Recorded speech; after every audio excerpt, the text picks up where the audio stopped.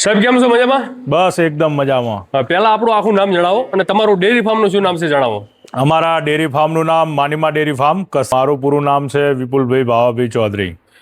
વિપુલભાઈ ભાવાભાઈ ચૌધરી. વિપુલભાઈ, તમે પશુપાલનમાં કેટલા સમયથી એક્ટિવ છો? લગભગ અમે 2016-17 થી એક્ટિવ છો આની અંદર. હવે સમજી લો કે આપણે 3 વર્ષ પહેલા વિડીયો લીધેલો, જે આપણું જે સ્ટ્રક્ચર છે પેલું જૂનું હતું અને હવે તમે બહુ હાઈટેક ફાર્મ બનાવ્યું છે.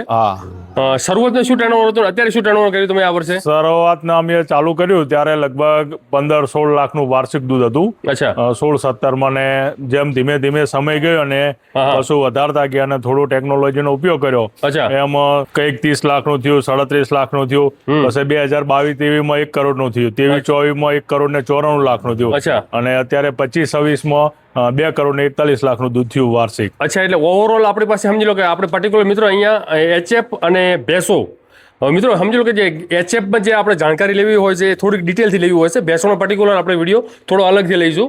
શું મિત્રો તમે પશુપાલન કરો છો અને પશુપાલન ક્ષેત્રમાં તમને નુકસાન આવી રહ્યું છે? તમારું પશુ તાજું વિયાણ હોવા સાથે દૂધ આપવામાં સમસ્યા કરી રહ્યું છે. મિત્રો, તમારું પશુ દૂધ પારવવામાં સમસ્યા કરી રહ્યું છે. તમારું પશુ જે જગ્યા ઉપર તમે લેવા જાય એ ટાઈમે એનું દૂધ વધારે હતું અને તમારા ઘરે આવ્યા પછી એ દૂધ આપવામાં સમસ્યા કરી રહ્યું છે. તમારા પશુને કીટોસિસ થયા બાદ એ દૂધ આપવામાં સમસ્યા કરી રહ્યું છે. પશુની મેલી પડાયા બાદ એ પશુ દૂધ નથી આપતું અથવા પશુ બીમાર થયા પછી એ દૂધ આપવામાં સમસ્યા કરી રહ્યું છે. શું તમારા પશુને ખરવા મવવા થયા બાદ એ ખાણ નથી ખાતું અને દૂધ એને ઓછું કરી દીધું છે? પશુનું બચ્ચું મર્યા પછી એ દૂધ આપવામાં સમસ્યા કરી રહ્યું છે. શું તમે તમારા પશુને ઓક્સિટોસિન ઇન્જેક્શનો આપી રહ્યા છો? તો મિત્રો હવે ચિંતા ના કરશો. આ છે દૂધ વેદાની દૂધ વર્ધક સંજીવની. 500 ગ્રામનું પેકેટ છે. માત્ર 5 દિવસનો ડોઝ છે. સવારમાં 50 ગ્રામ અને સાંજે 50 ગ્રામ ખાંડની અંદર આપવાનું છે. 5 દિવસની અંદર પૂરું કરવાનું છે અને 10 દિવસની અંદર તમને એનું રિઝલ્ટ 100% મળી જવાનું છે. ખરીદવા માટે આપણે સ્ક્રીન ઉપર ટોટલ ડિટેલ આપેલી છે. ખૂબ આભાર. તો સાહેબ, આપણી પાસે જે ગાયો જોવા મળે છે મોસ્ટ બધી આપણી અહીંની છે કે બહારથી ખરીદી કરી તમે? હું થોડી ગાયો ઘરની પણ તૈયાર કરેલી છે. અચ્છા. અને બીજી હું ગંગાનગર, હરિયાણા, પંજાબ બધી જગ્યાએ લગભગ 1 મહિના ઉપર હું ત્યાં રહ્યો હતો અને ત્યાંથી બધું જોઈને ચેક કરીને ખરીદીને લાયેલો છું. ઓકે. અને આપણી પાસે જમીન કેટલી છે? મારી જોડે લગભગ 100 વીઘા જેવી જમીન છે. 100 વીઘા જમીન? હા. 100? હા, 100 વીઘા. 100 વીઘા. ઓકે. ગાયો હાલમાં આપણી પાસે ઓવરઓલ નાની મોટી થઈને ગાયો કેટલી છે હાલમાં? હાલ નાની મોટી ગાયો થઈને લગભગ 100 આજુબાજુ ગાયો છે. 100 ગાયો હાલમાં? હા. એની અંદર લગભગ 70 થી 75 હાલ મિલ્કિંગ ની અંદર છે. બીજું કોઈ ગાભણ છે અને થોડી નાની પણ છે, એવું બધું છે. ઓકે. બનાસકાંઠામાં કોઈ નંબર આપણો? બનાસકાંઠામાં 2 વર્ષથી આ વર્ષે ખબર નથી, પણ ગઈ સાલ લગભગ બીજો નંબર મારો હતો. ઓકે. તો આ વર્ષે પણ બીજો નંબર હશે? 99.99%? હા, લગભગ એવું જ છે. ત્યારે ઓવરઓલ સમજી લો કે ડેટા તો ઓલરેડી આવી ગયા છે અને ખૂબ સારું એવું એમણે કાર્ય કર્યું છે. આખું જે ફાર્મ છે એ પણ બહુ આધુનિક તકનીકથી બનાવ્યું છે. એમની પાસે ભેંસો છે એ પણ બહુ ગજબની ભેંસો છે. આપણે ડિટેલથી વિસ્તારથી અહીંયા આપણે જાણવાનું છે. તો અત્યારે 75 ગાયો હાલમાં દૂધ ઉપર છે. હા, મિલ્કિંગ એટલું છે અને લગભગ દિવસનું 700 લીટર આજુબાજુ 700 પ્લસ થાય છે. હાલ ગરમીના લીધે થોડું ઘટ્યું છે, નહીં તો 800 લીટર પ્લસ હતું. ઓકે. હાલની તારીખમાં જે આપણે 75 ગાયો છે એમાં દૈનિક દૂધ કેટલું છે ગાયોમાં? કોઈ ગાય દિવસનું 20 લીટર આપે, 22 લીટર આપે, કોઈ 25 આપે. ઓકે. આવું સરેરાશ દૂધ છે. અચ્છા, એટલે સમજી લો કે દૈનિક દૂધ કેટલું થાય છે ગાયોમાં? હાલ 750 પ્લસ છે. ગાયો પર્ટિક્યુલર ગાયોનું ઓનલી ફોર ગાયોનું ગાયોનું 700 પ્લસ. હા. અને મોસ્ટ ઓફ ગાયો બધી બાખડ પણ હશે?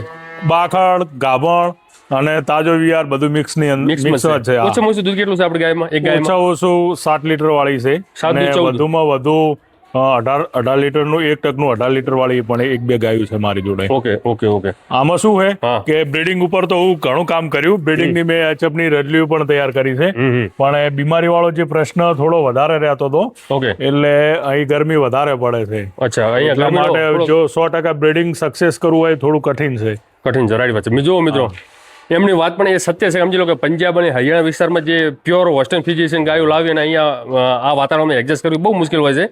એટલે અહીંયાથી સમજી લો કે જે પર્ટિક્યુલર જે કાળી ગાયો છે એની અંદર સારે ધીરે ધીરે આપણે સંવર્ધન કરો તો અહીંનું જે પશુ સંવર્ધનથી જે બને છે એ અહીંના ક્લાઇમેટમાં એ વ્યવસ્થિત એ સ્ટેબલ થઈ જાય છે. મોસ્ટ ઓફ આપણે અહીંની પણ છે અમુક સારી ગાયો પણ જે આપણે બ્રીડ વાળી પણ છે અંદર બધી મિક્સમાં છે. આમાં શું છે કે ખેડૂતોને તો હું એવું કહું છું કે આપ જો નવો સ્ટાર્ટિંગ કરવા માંગતા હોય તો પ્યોર 100% બ્રીડિંગમાં ઓછા જાઓ. એનું કારણ છે કે 100% બ્રીડિંગ એ લોકો કરી શકશે જેને પૂરેપૂરો અનુભવ હોય. રાઈટ. બરાબર. અનુભવ વગર 1 લાખ ઉપરની જે ગાય લાવશો અને 100% બ્રીડિંગ વાળી ગાય હશે તો લગભગ અહીં ગુજરાતની અંદર ટેમ્પરેચર વધારે હોય છે એટલે સક્સેસ ઓછી થશે. એટલે માટે ક્રોસ બ્રીડિંગ સારું. રાઈટ વાત છે. દૂધ થોડું ઓછું આપશે પણ બીજી ચિંતા નહીં. અને મિત્રો સમજી લો કે તમે ધીરે ધીરે બ્રીડિંગ કરશો ને, ધીરે ધીરે સમજી લો કે તમારી પાસે 20 લીટર વાળી ગાય છે, એની અંદર તમે સારો બુલ વાપરો, એની વાછડી આવે એટલે એનું દૂધ વધે, પાછું તમે એમાં પણ બહુ સારો એવો બુલ વાપરો, તો ધીરે તમે બ્રીડિંગ કરશો તો અહીંનું જે ક્લાઇમેટ છે, અહીંનું જે વાતાવરણ છે એ એડજસ્ટ કરી લેશે ગાય. તો ડાયરેક્ટ સમજી લો કે પંજાબ અને હૈયા વિસ્તારમાં ડાયરેક્ટ તમે 1 લાખ, 1.5 લાખ, 2 લાખ, 2.5 લાખની જે 30, 35, 40, 50 લીટર વાળી ગાયો અહીંયા ઊભી કરી દો તો એટલું કિલોમીટર અહીંયા ફરીને આવે એ પણ એનો જે તણાવ હોય અને પ્લસ ઘણી બધી એવી ગાયો મૃત્યુ પણ પામતી હોય છે. તો તમે બ્રીડિંગ કરશો તો એમાં તમને ઘણી બધી એવી સફળતા રહેશે. પ્લસ વિપુલભાઈ, જે હાઈ વાળું હોય ને, જે સૌથી વધારે દૂધ આપતી હોય એમાં પણ સાવચેતી પણ ઘણી બધી રાખવી પડે. જે ગાય મારા તબેલાના અંદર અને મને અનુભવ છે કે જે ગાય દિવસનું લગભગ 40 લીટર દૂધ આપતી હોય, 35 લીટર ઉપર, એ ગાયને લગભગ 7 દિવસની અંદર 1 થી 2 વાર વિઝિટ કરાવવી પડે છે. બીમાર પડે જ છે. અને જેનું આખા દિવસનું 20 લીટર આજુબાજુ દૂધ હોય છે એ ગાયને કઈ બીમારીનો પ્રશ્ન રહેતો નથી. આ મારા ખુદનો અનુભવ છે. ઓકે. તો વિપુલભાઈ, હવે જે સૌથી મોટી જે ચેલેન્જ હોય છે ને, કે HF ગાયોમાં શું સૌથી મોટી ચેલેન્જ હોય છે, શું સમસ્યા હોય છે જેનાથી પશુપાલક સાવચેતી રાખે? કારણ કે તમારા પાસે પર્ટિક્યુલર ગાયો ઘણી બધી છે અને તમે આમાં ઘણું બધું સ્ટ્રગલ પણ કરી છે, ઘણું બધું શીખ્યા પણ હશો. કોઈ એવા તમે ટોપિક જણાવો કે જે પશુપાલક ગાયોનો ફાર્મ કરે તો આર્યું ખાસ ધ્યાન રાખે. HF ગાયનું કોઈ વ્યક્તિ ફાર્મ કરતું હોય તો પહેલી વસ્તુ કે HF ગાયને ખુલ્લી રાખવાની છે, બાંધીને રાખવાની નથી. HF ગાયની અંદર જે સહન શક્તિ છે એ ઓછી હોય છે, એટલે જો એને આ પાકાની અંદર વધારે બાંધીને રાખશો તો પગથી થાકી જશે, એનું અડર બહુ મોટું આવે છે, એની પણ સમસ્યા રહેશે. એટલે બધી ગાયો અમે ખુલ્લી જ રાખીએ છીએ. અને અમે એવું નક્કી કર્યું છે કે મારા આખા ફાર્મની અંદર કોઈ પણ પશુ બાંધીને રાખવું નહીં. ખુલ્લું? હા. ભેંસ, ગાય, બચ્ચા બધું ખુલ્લું રાખવાનું 24 કલાક. ઓનલી ફોર મિલ્કિંગ ની અંદર આવે એટલે 15-20 મિનિટ બાંધીને રે, બાકી ખુલી જાય. બાકી 365 દિવસ ખુલ્લું, 24 કલાક ખુલ્લું, 24 કલાક ખુલ્લું. ઓકે. અને બધી ગાયો આપણે હાલમાં લાઈવ મિલ્કિંગ, જે મિલ્કિંગ મશીન થી તમે દો? હા, બધી મિલ્કિંગ મશીન થી. ભેંસો પણ મિલ્કિંગ થી અને ગાયો પણ મિલ્કિંગ થી. અચ્છા, કયું તમે મિલ્કિંગ મશીન કયું વાપરો છો? વાન્સુન કંપનીનું મિલ્કિંગ મશીન લગભગ 6-7 વર્ષથી વાપરું છું. અચ્છા, બધી રીતે કમ્ફર્ટેબલ છે? બધી રીતે કમ્ફર્ટેબલ. ઘણા બધા એવા પશુપાલક મિત્રો એવું કહેતા હોય છે ભાઈ કે આપણે મિલ્કિંગ મશીન થી ગાયો દોઈએ તો ઘણા બધા સમજી લો કે ગઠિયા છે, જે ધનેલા છે ને આપણે, એવા ઘણા બધા એવા રોગ જતા રહે છે, આવી જાય છે અને કઈ ધ્યાન રહેતું નથી. સમજી લો, એના માટે તમે શું સાવચેતી રાખો છો? મિલ્કિંગ મશીન સમજી લો કોઈ પણ પશુપાલક જે નવો હોય ને મિલ્કિંગ મશીનથી એ ગાયોને દોવાનું ચાલુ કરે તો શું એને ખાસ ધ્યાન રાખવું પડે? મિલ્કિંગ મશીનની અંદર શરૂઆતથી જો દૂધ દોવાનું મશીન ઉપર લેવાની ચાલુ કરવાનું હોય તો મશીન લગાવ્યા પછી ગાય સંપૂર્ણ દોરાઈ જાય એટલે એને ચેક કરી લેવાનું પાછળથી કે આની અંદર દૂધ રહી નહીં ગયું ને. એ ચેક કર્યા પછી લગભગ તમે અઠવાડિયે કરશો એટલે તમને ખ્યાલ આવી જશે કે આ ગાયને આપણે ડુક્કા પાછળથી લેવા પડે છે કે નહીં લેવા પડતા. એટલે અઠવાડિયાની અંદર તમને તમામ માહિતી મળી જશે. કોઈ ગાયને એવો મસ્ટેટાઇઝ હોય, થનેલ લાગે, ગઠિયો હોય તો શું આપણે મિલ્કિંગ મશીન થી શું આપણને આઈડિયા આવે? મિલ્કિંગ મશીન થી એની અંદર જે બૈણાની અંદર દૂધ આવે છે એની અંદર જે આપણે દહીંના ફોદા આવે ને, દાણેદાર, હા, એવા દાણેદાર ફોદા આવે, એના લીધે આપણે ખબર પડી જાય કે આની અંદર કઈક તકલીફ છે. બરાબર. પછી હાથની અંદર લઈ અમે ચેક કરીએ એટલે સોલ્યુશન આવી જાય છે. દવા કરાવો એટલે. હા, ઠીક છે. આપણે હવે મેન જે આ બધી ગાયો છે એમાં તો મેન તમારું કાંઈ રહેશે બ્રીડિંગ, સંવર્ધન કરો છો ને મેન તો તમે? હા, અમે બચ્ચા ઉછેરે કરો છો ને મિલ્કિંગ નું કામે કરીએ છીએ, બંને સાથે છે. અચ્છા. જો મિત્રો, અહીંયાથી હવે થોડુંક તમને ગાયોના પાવર પણ બતાવી લો. અત્યારે મોસ્ટ ઓફ જે ગાયો છે વિયાણ કેવડા મોટા હશે ગાયોના? કોઈ 4 મહિનાની હશે, કોઈ 5 મહિનાની, કોઈ 2 મહિનાની, કોઈ 20 દિવસની, બધી સરેરાશ એ રીતની હશે. મહિના 2 મહિનાની, 8 મહિનાની કોઈ હશે, 7 મહિનાની. અચ્છા, બધી મિક્સમાં હોય. આપણે જે 100 ગાયો ભેગી કરી એ કેટલા સમયની અંદર તમે ભેગી કરી 100 ગાયો? અમે લગભગ આમ તો શરૂઆત 2016-17 થી કરી હતી, પણ આ હાઈટેક તબેલો થોડો બનાવ્યો એ પછી 2021 થી શરૂઆત કરી દીધી હતી. વર્ષે 20 લાયા, 40 લાયા, દર વર્ષે પ્લસ કરતા ગયા. 2021 થી અને 2026 વચ્ચે તમે જે પશુ પાછળ કેટલો ઇન્વેસ્ટ થઈ રહ્યો છે? લગભગ આખું ફાર્મ જોવા જઈએ તો લગભગ 3 કરોડ ઉપર અમે ખર્ચો કર્યો છે આખા ફાર્મનો. આ સ્ટ્રક્ચર બનાવી ગયું, આ ગાયનું સ્ટ્રક્ચર, ભેંસનું તળાવ, બધું કરી દીધું. અચ્છા, તમે જે તળાવ બનાવ્યું છે, હા. હવે અત્યારે ફેશન થઈ ગઈ છે કે તળાવ ગાયો માટે એક સ્વિમિંગ પુલ, ગાયો માટે ભેંસો માટે, શું તમને કોઈ યુનિક એની અંદર કોઈ ખાસ વિશેષતા તમને જોવા મળી? તળાવ બનાવ્યા પછી તમારા ગાયોમાં ભેંસોમાં કઈ ચેન્જીસ આવ્યા? તળાવ બનાવ્યા પછી પહેલી વસ્તુ તો કે લેબરનું કામ ઘટી ગયું છે. પછી જે મોટર પંપથી અમે નવરાવતા હતા અને કોઈ સમય કરંટનો પ્રશ્ન કોઈ રહે એ ઘટી ગયું. પછી નળીનો ને બધો ખર્ચો બચી ગયો. બીજી વસ્તુ કે જે તળાવની અંદર એ ખુલ્લા મનથી નાવે છે. ઓકે, જેમ આપણે સ્વિમિંગ પુલની અંદર નાહીએ એટલે ખુલ્લા મનથી નાહીએ એ રીતના, એટલે એ પણ એકદમ હેલ્થી થઈ જાય છે. અને જે હાફ ચડતો અને અમે 1 કલાક પાણીની અંદર નાખીએ એટલે એનું પણ સોલ્યુશન આવી જાય છે. અમે HF ગાયો પાણીની અંદર નાખીએ છીએ અને ભેંસો પણ નાખીએ છીએ, બંને તળાવની અંદર નાહીએ છીએ. ઓકે, HF ગાયો માટે પણ એ સ્વિમિંગ પુલ કમ્ફર્ટેબલ કરો? હા, કમ્ફર્ટેબલ કમ્પ્લીટ. ઓકે, હું નવરાવું જ છું. અચ્છા, હવે સમજી લો કે જે ગાયો તમારી જે 100 છે, હા, 100 ગાયને કામ કરવા વાળા તમે કેટલા લોકો છો જે રાખેલા છે? કેટલા હશે ટોટલ? આ લગભગ 100 ગાયોમાં અમારે 6 જણા કામ કરે છે હાલ. અચ્છા, અને એ હવે હું વર્ષ પછી ત્યાં પાર્લરનું કામ પૂરું થાય એટલે લગભગ 4 માણસ અહીં 4 નાખવાનું કામ કરશે અને 2 જણા 400 ભેંસો ને ગાયો દોઈ શકશે. એ રીતનું આખું તૈયાર કરી રહ્યો છું. ગાયો પણ તમે મિલ્કિંગ મશીન થી દોવો છો અને ભેંસો પણ તમે મિલ્કિંગ મશીન થી દોવો છો. ચલો અહીંયાથી આપણે જતા રહી પહેલા. શું તમે કઈ પર્ટિક્યુલર કઈક મિલ્કિંગ મશીન માટે તમે કઈક વાત કરવા માંગો? હવે હું ખેડૂત મિત્રોને એવું કહેવા માંગુ છું જી કે મિલ્કિંગ મશીન ગાય અને ભેંસ બંનેનું એક જ આવે છે. અમુક ખેડૂતોને પશુપાલકોને ખ્યાલ હોતો નથી એટલે કંપનીઓ ગાય અને ભેંસના મશીનની અંદર ભાવની અંદર ઘણો ડિફરન્ટ હોય છે. મેં જોયેલું છે અને જાણ્યું છે. અચ્છા, લગભગ ભેંસનું મશીનના એ 60-70 હજાર રૂપિયા ગાયના મશીન કરતા વધારે લે છે કંપનીઓ. એનું કારણ એટલે શું ભાઈ એમની મોનોપોલી છે. શું ડિફરન્સ શું બતાવે? કશું નહીં, બધું એક જ આવે છે. અચ્છા, જે આપણે જે નોઝલ કહો છો, પણ જે નવા વ્યક્તિ હોય એમને કઈ ખ્યાલ હોતો નથી એટલે એ રીતના બની જાય છે, કંપનીની વાતમાં આવી જાય છે. પણ ગાય અને ભેંસ બંનેનું એક જ આવે છે. હું આ મશીન ભેંસમાં બગડે તો અહીંથી લઈ જઈને ત્યાં દઉં છું, ત્યાંથી અહીં લાવું છું. ઓકે, એટલે જે સમજી લો કે જે આપણે જે આ જે નોઝલ આવે છે જે ટીટ લેવા માટેનો અંદર એ બધી કમ્પ્લીટ બધી એક જ જેવી આવે, ગાયની ભેંસની સેમ જ આવે. ઓકે, કોઈ આમાં બીજી આવતી નથી. અને જો જાફરાબાદી ભેંસની અંદર અમુક વ્યક્તિઓને પ્રશ્ન હતા કે જાફરાબાદીની અંદર જો ઓચળ એક જેવો આવે, ઓચળ સેમ હોય તો સેટ થાય, બાકી લોબા અને જાડા ઓચળ હોય તો મશીનની અંદર આવતા નથી.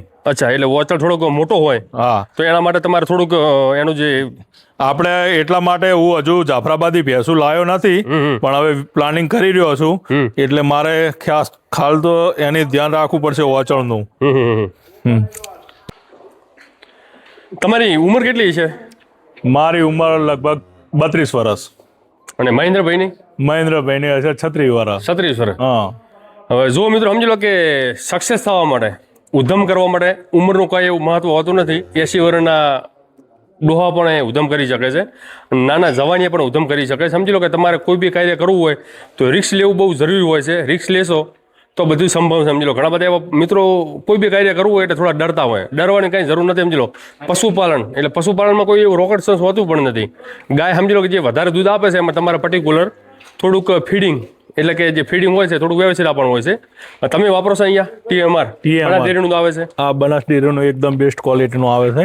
થોડું ખાલી કરતો ભાઈ, નાખવાનું છે ને આપણે. અને ઓનલી ફોર 16 રૂપિયા કેજી. ઓકે, 16 રૂપિયા કેજી. આની અંદર સાયલેજ પછી 32% પ્રોટીન વાળું દાણ આવે છે. અચ્છા, પછી આની અંદર પાવડરો આવે છે. ઓકે, મિનરલ બધા પાવડરો આવી જાય છે.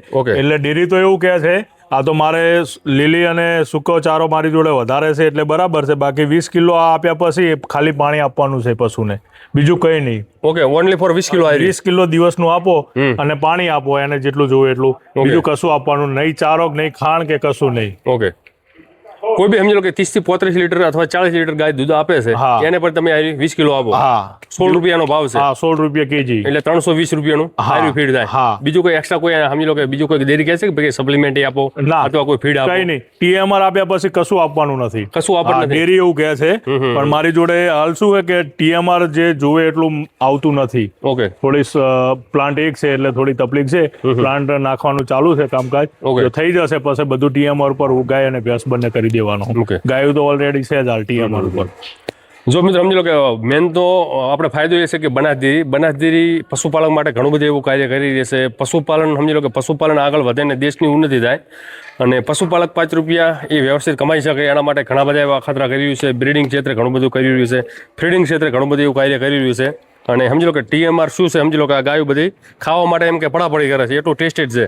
જો તમને લાઈવ બતાવી દે કે એનો ટેસ્ટ કેવો છે અને ગાયો માટે કેટલું બધું પસંદ છે. તમે એકદમ બેસ્ટ આવે. આની અંદર સાઇલેજ, પ્રોટીન પાવડર અને દાણ બધું આવી જ જાય છે, એટલે બીજું કોઈ ખવડાવવાનું આવતું જ નથી. અને TMR ચાલુ કર્યા પછી ગાયની શાઇનિંગ, એની બોડી સ્ટ્રક્ચર, દૂધ આ બધામાં ઘણો સુધારો આવ્યો છે. ઘણો સુધારો. અચ્છા, હવે આ બધી ગાયો આ બધી બંને સાઈડ દુધારું છે કે? બંને સાઈડ દુધાળી. આ જેટલી બાંધેલી બધી દુધાળી, આ બધી ગાભણ છે, ટૂંક સમયમાં વિયાશે. ઓકે, એટલે દુધારું આવી છે બંને દુધાળી, બંને સાઈડ. ઓકે. જો મિત્રો સમજી લો હવે એમને પર્ટિક્યુલર મિત્રો ઘણા બધા એવા પશુપાલક મિત્રો ફાર્મ બનાવતા હોય, ઘણા બધા એવા શરૂઆત સમજી લો કે આ તો બધી રીતે સક્ષમ છે વિપુલભાઈની, ઘણા બધા સમયથી પશુપાલન કરે છે, એમની પાસે જમીન પણ બોળી છે.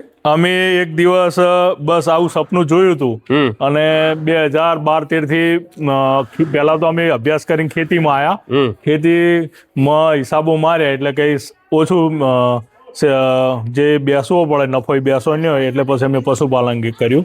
અને પશુપાલન ની અંદર ધીમે કરતા હવે એવું આખો અમે એવું સ્ટ્રક્ચર ઉભું કર્યું છે કે કોઈ પણ વ્યક્તિને જો કઈ કરવું હોય અને અહીં આવે તો લગભગ એને બધી અહીંથી સોલ્યુશન મળી જાય, આ બધી આઈડિયા મળી જાય. કેમ કે અમે 10 વર્ષની અંદર બધા અનુભવ કર્યા છે. ડાયરેક્ટ અમે આટલું બધું તૈયાર નથી કર્યું. કોઈ પણ વ્યક્તિ ડાયરેક્ટ ના તૈયાર કરે. મેં એવું તૈયાર કર્યું, મને 10-12 વર્ષની અંદર બધા અનુભવ થયા, બધું એ સોલ્યુશન લઈ દીધું. એટલે મિત્રો કહેવાનો ભાવ થાય છે કે સમજી લો કે તમારા પાસે તમે આર્થિક રીતે કમજોર હો તો શરૂઆતમાં તમે ફાર્મ બનાવો પણ જુગાડું બનાવો. એની અંદર શરૂઆતમાં વિપુલભાઈ ગાયું સારી જોઈએ. હા, તમે શરૂઆતમાં સાપરું બનાવો ચાલે, પણ શરૂઆતમાં ગાયું સારી. હું તો ખેડૂતોને એવું કહેવા માંગુ છું કે આપ પાણીની વ્યવસ્થા કરો, ખુલ્લા વાડા કરો અને માપનો એક શેડ બનાવો. અને જો તમારે 10+ રાખવો હોય પશુ તો મિલ્કિંગ મશીન લઈ દો. એના લીધે શું તમારે થાક નહીં લાગે, ટાઈમ બચી જાય. હા, અને આ રીતનો જો આપ શેડ બનાવશો તો ટ્રેક્ટર થી નિયર થઈ જાય, ચાર નખાઈ જશે, એટલે માણસને ઉપાડવું નહીં પડે. જો માણસને ઉપાડવું નહીં પડે તો એ તમારા ત્યાં વધારે કામ કરશે અને રહેશે. ઓકે, પાછળ જે જમીન છે આપણી છે કે બીજા કોઈની છે? એ અમારા કાકાની છે. આ સાઈડ નો ભાગ આખો મારો. હવે નેક્સ્ટ ટાઈમ સમજી લો કે આપણે જે તમારું જે આગળનું ફોકસ શું છે, પશુ વધારવા છે કે બ્રીડિંગ કરીને ઊંચે દૂધમાં ગાયું કન્વર્ટ કરવી છે? હવે આ પાર્લર હું સેટઅપ કરું, એક સાથે 48 પશુ દોવાનું ત્યાં ચાલુ છે કામ. ઓકે, એ લગભગ 20-25 દિવસમાં કામ પૂર્ણ થશે. ઓકે, એ કમ્પ્લીટ થયા પછી જો દોવાની અંદર બધી મને મજા આવશે તો લગભગ મારો ટાર્ગેટ 1000 પશુઓનો છે. ઓકે, બરાબર. હા, અને ભેંસની અંદર મેં 400-500 ભેંસુ પ્લસ આવી રીતનો શેડ આખો તૈયાર છે. ગાયની અંદર પણ લગભગ હજુ 150+ થાય તો પણ વાંધો આવે નથી. એટલે બધું સ્ટ્રક્ચર ઊભું થઈ ગયું છે. હવે ખાલી આ વર્ષે માલ નાખવાનો છે. હવે જુઓ મિત્રો સમજી લો કે એમની પાસે ઓવરઓલ જગ્યા પણ વિશાળ છે. અને મેન ગાયો માટે મિત્રો શું ખાઈ રહ્યું છે કે ગાયોને તમે જેટલું ખુલ્લું જગ્યા આપશો ને એટલી ગાયો માટે સારું છે. કારણ કે તમે જેટલું પશુ બોધીને રાખશો એટલું પશુ એ જકડાઈને છે અને ઘણી બધી એવી સમસ્યા કરશે. પગની છે, પ્લસ દૂધની છે, એનું pH લેવલ મેન્ટેન નહીં થાય, પ્લસ એ માનસિક રીતે તણાવમાં સ્ટ્રેસમાં રહેશે એટલે દૂધ પણ નહીં આપે. ઘણી બધી એવો પ્રોબ્લેમ થાય છે. શું હાલમાં ફેટ શું આવે છે ગાયોમાં એવરેજ? ગાયોનો એવરેજ ફેટ 3-8 થી મોડીને 4.5 વચ્ચે હોય છે. એવરેજ શું પડે છે? એવરેજ પૈસામાં જોવા જઈએ તો 34-36 રૂપિયા લીટર દૂધ જાય. 34-36 રૂપિયા. અચ્છા, સરસ. તો હાલની તારીખમાં આપણે જે ગાયોને જે ફીડિંગ બાબતે એક આ TMR આપો છો? ખાણની અંદર ઓનલી ફોર TMR, બીજું કંઈ નહીં. અને લીલી અને સૂકી બંને 4 મિક્સમાં આપું છું. અચ્છા, એટલે કોઈ બીજી કોઈ તમે ગાય આપતા નથી? બીજું કશું નહીં, ઓનલી ફોર TMR, બીજું કંઈ નહીં. 10 કિલો એક દિવસનું આપું છું હાલ. સવારમાં અત્યારે 5 કિલો ને સાંજે સવારમાં 5 કિલો. ઓકે, બસ એક પશુને, બીજું કંઈ નહીં. અચ્છા, તો બીજું કોઈ ફીડ વગેરે?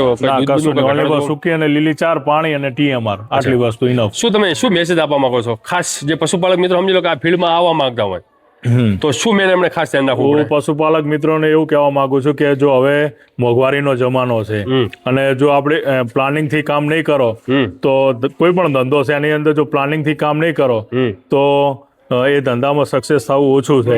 એટલે પહેલી વસ્તુ તો આપ પશુપાલન કરતા હોય તો કોઈ નવા અખતરા ના કરો. જો દરેક જગ્યાએ જિલ્લા સંઘો ડેરીના આવેલા છે તો આપ એની અંદર દૂધ ભરાવો. આપ સક્સેસ થઈ જાઓ કે આપ એના પગ પર ઉભા થાય એવા થઈ જાઓ, પછી આપ અખતરો કરો તો વાંધો નહીં. એટલે જો નવું કોઈ કરતું હોય તો ડેરીની અંદર દૂધ ભરાવો અને મોંઘા દાણ ને એવું ઓછું ખવડાવો તો સારું. આવું કહેવા માંગુ છું. અને પશુ ખુલ્લા રાખો.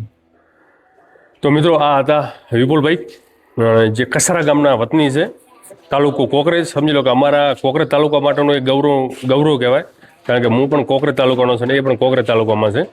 અને સમજી લો કે આપણે 3 વર્ષ પહેલાં એમણે ફાર્મની વિઝિટ કરવી હતી. જે આપણે અત્યારે જે મિલ્કિંગ પાર્લર જે સેટઅપ કરે છે એ જ જગ્યા ઉપર એમનો ફાર્મ હતો. એ ટાઈમે ટર્નઓવર ખૂબ ઓછું હતું, પણ કહેવાય છે કે ભાઈ કે જે ઉદ્યમ કરવાથી બધું સંભવ છે, એટલે ઉદ્યમ કરવું જરૂરી છે. ખૂબ ખૂબ ધન્યવાદ. હવે આપણે પર્ટિક્યુલર પેશોમાં જઈએ. ઠીક છે, ખૂબ ખૂબ ધન્યવાદ, આભાર. હા.